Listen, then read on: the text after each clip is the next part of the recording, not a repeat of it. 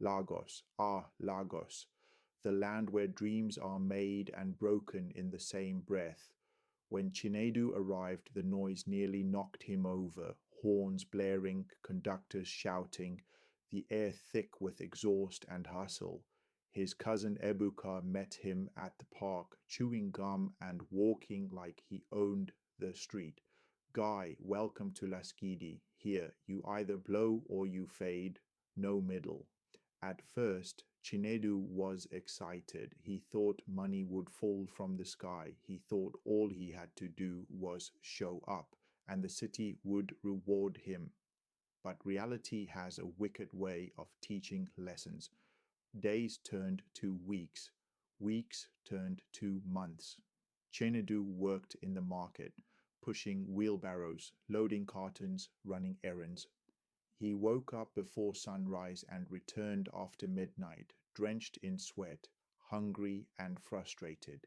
He tried selling second-hand phones. He tried hawking ground nut on the street.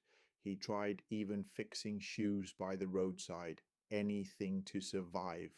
One day he met a woman who promised him a hotel cleaning job if he paid a processing fee. He gave her his last 2,000 naira. That was the last he saw of her. As time passed, the city began to swallow him. His dreams, once bright like morning sun, began to dim. He entered a betting shop one day, thinking maybe, just maybe, luck would find him. He bet his last 1,000 naira on a game he didn't understand. In 5 minutes, it was gone. He looked around, the cheers of strangers, the glare of neon lights, the noise, but in his heart, silence. He went back to his room, but it was no longer his. Ibuka had moved out without telling him. Rent was due. The landlord didn't care for sad stories. That night, Chinedu slept under a bridge, under the cold wind and leaking rain, with mosquitoes biting his dreams.